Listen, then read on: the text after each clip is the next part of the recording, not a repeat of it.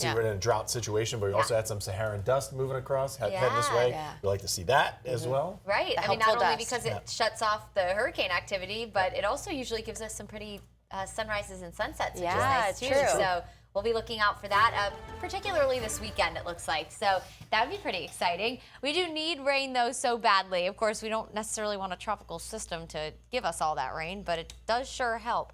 Here's a look at our month-to-date rainfall. And obviously, June, we are in the heart of our rainy season. This is one of our wetter months, and it has really not delivered in the rainfall department, at least for most of us. Look at the city of Tampa for the month of June, which is quickly coming to an end, which is crazy to think about. We're in almost a 5-inch deficit. We're in over a 5-inch deficit for the month in Sarasota and Brooksville. Winter Haven, of course, that's one of our inland communities. You're actually not in too bad of shape in terms of a rainfall deficit because you have gotten a lot of rain.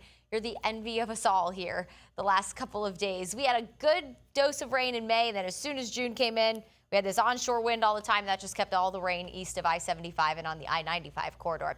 But here's a look at our forecast rainfall the next several days. And finally, we're looking at some measurable rainfall, and not just for our inland areas. We actually could have some measurable rainfall along the coast. Crystal River maybe picking up over an inch of rain, maybe over an inch of rain in Clearwater, close to an inch of rain down in Bradenton and Sarasota.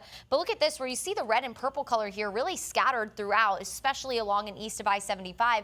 That could be upwards of 2 to 3 inches of rain, which no, that's not going to be drought busting or deficit busting rainfall, but at least it's better than nothing. It'll hopefully maybe give your grass and some of your plants outside a little bit of help. Satellite and radar will show you a cold front to the north, and this is what's going to help increase our rain coverage the next couple of days. We have a few showers right now floating in along the Nature Coast up into Citrus County, starting to move into northern Hernando County as well. Looks like the Sugar Mill Woods area, Crystal River into Floral City, getting in on some light rain along Highway 19. More offshore that's moving in right now, so we'll continue to track that throughout the morning. A live look outside. Sun is starting to come up above the horizon. Looks like a beautiful sunrise underway. Temperatures already in the 80s along our coastline. We're in the mid to upper 70s inland. Either way, it's a warm and muggy start. I know that comes as no surprise to any of you at home, and that's going to be the case for the next several months.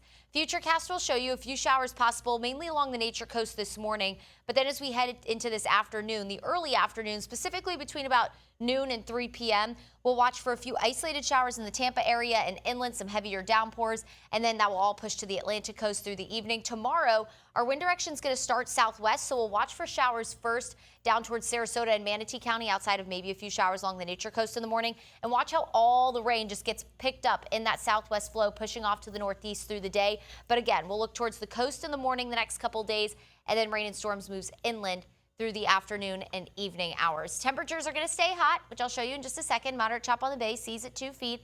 7-day shows highs in the low to mid 90s, mornings in the upper 70s to low 80s through the 7-day. And we will enter into more of our rainy season pattern, so rain chances will stay slightly more elevated into next week.